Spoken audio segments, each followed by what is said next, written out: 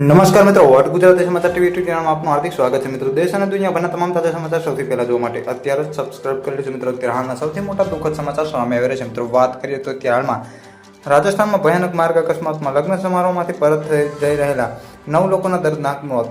મળતી માહિતી મુજબ આપણે જણાવી કે હાલમાં રાજસ્થાનના ઝાલાવાડ જિલ્લાના એકલરા વિસ્તારમાં NH52 પર એક ભયાનક અકસ્માત સર્જાયો છે. મિત્રો, આ માર્ગ અકસ્માતમાં 9 લોકોના દુઃખદ મૃત્યુ થયા છે.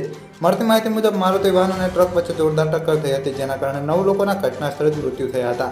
કહેવામાં આવી રહ્યું છે કે તમામ મૃતકો મધ્યપ્રદેશના લગ્નમાં સમારોહમાંથી ઘરે પરત ફરી રહ્યા હતા. ત્યારબાદ મારુતિ વાનમાં મુસાફરી કરી રહેલા લોકો રાજસ્થાનના ડુંગરવાવના બાગરી સમુદાયમાં હોવાનું કહેવામાં આવી રહ્યું છે. જો અકસ્માતમાં મૃત્યુ પામે છે. મિત્રો, તમામ મૃતદેહોને એકલારા હોસ્પિટલમાં સબકરમાં રાખવામાં આવી રહી છે. મિત્રો, અકલેરા પોલીસ ઘટના સ્થળે પહોંચી તપાસ હાથ ધરી છે. ગત માહિતી મુજબ આપણે જણાવી કે લગ્નમાં મહેમાન ભરેલી વાન ટ્રક સાથે અથડાઈ હતી.